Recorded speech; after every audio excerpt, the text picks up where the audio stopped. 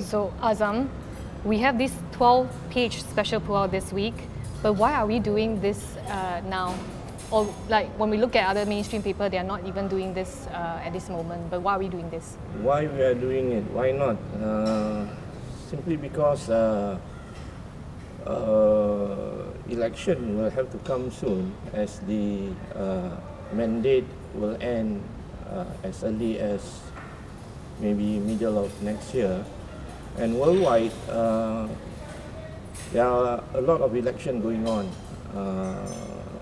In Britain, in UK, France, and the next one will be in Germany.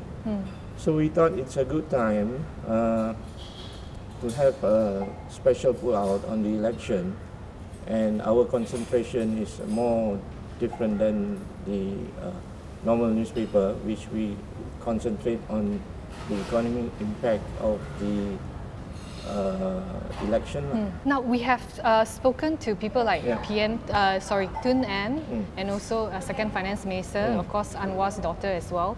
How was it like trying to get these people to speak to us for this cover?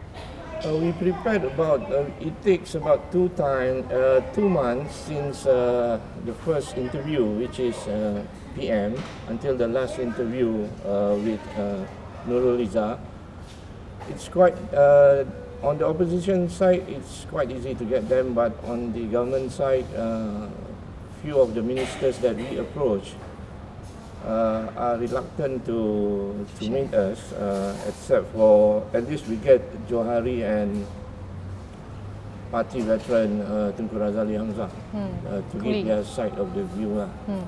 Now we know that PM Najib does have his strengths, right? Yep. But his strengths has taken a downturn because of what happened to 1MDB, FGB, and of course the recent news of DOJ. Yep. So of all these news, right, how big of an impact do you think these issues will weigh on BN's chances? It will depend, I guess, on how the opposition can capitalize on the issue and how can they relay the message to the normal voters, especially in the Malay heartland. Because the battle will be in the Malay heartland. That's where the opposition, which are already strong in the urban areas, to get additional seats if they want to win the election. Now, quoting Liu Jintong, he said BN is weak, but opposition is not strong either. So, you know, with PAS being, fallout with PAS, Anwar still in jail, and Lim Guan Ying's ongoing corruption case, will the Mahathir factor be enough to sway voters? Well, the Mahathir factor, it also depends on how the coalition will get together and put their differences aside. Never underestimate Dr. Mahathir, although he's 92 years old. He has a lot of respect, I think, in the Malay heartland, and people still consider him as a leader who has done a lot for the Malays and the Muslim community. So I guess never underestimate the power of Dr. M leadership. On the other side, UMNO has a very good machinery, and being an incumbent, they have the advantage of the government machinery behind them, and also they have a big budget to run an election. Now, taking all this into consideration, we have spoken to people from the BN and also opposition party. Will economic or political issues hold sway this time? Bread and butter issue is still the main factor behind, I think, behind a lot of election. On the government side, like the interview we have with Second Finance Minister Joe, and also if you look at the figures that are coming up from Pemandu, these are good figures,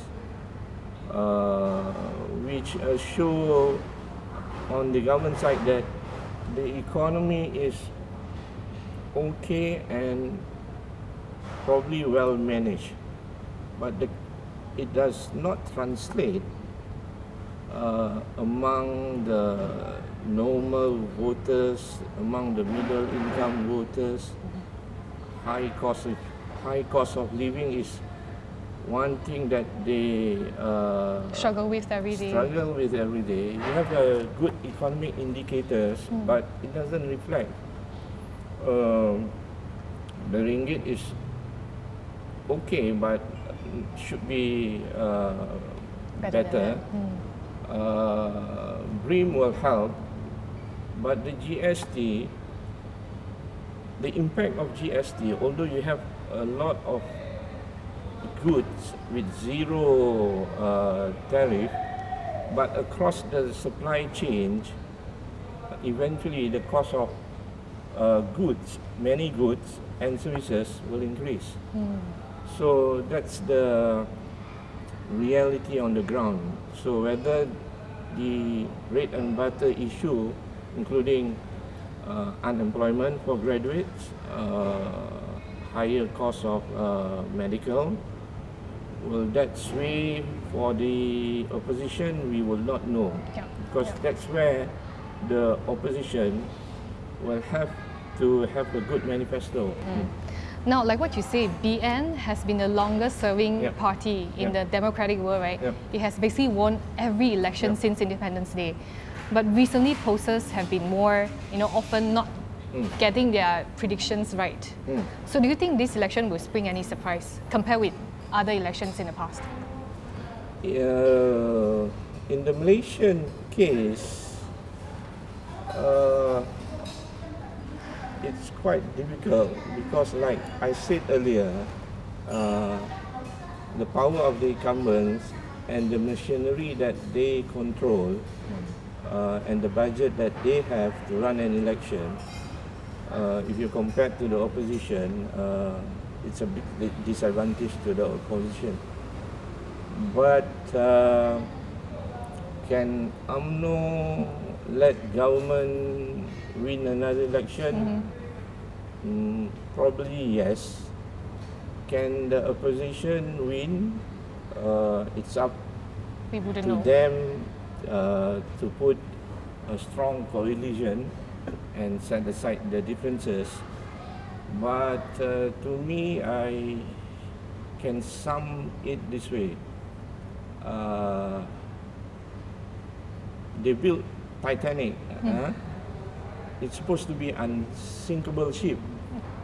The opposition say the ground swell and it's a perfect storm coming in. But a perfect storm will not necessarily sink the Titanic. But then again, the Titanic was sunk by just the tip of the iceberg. For more on the stories, pick up a copy of The Edge Weekly at all good newsstands.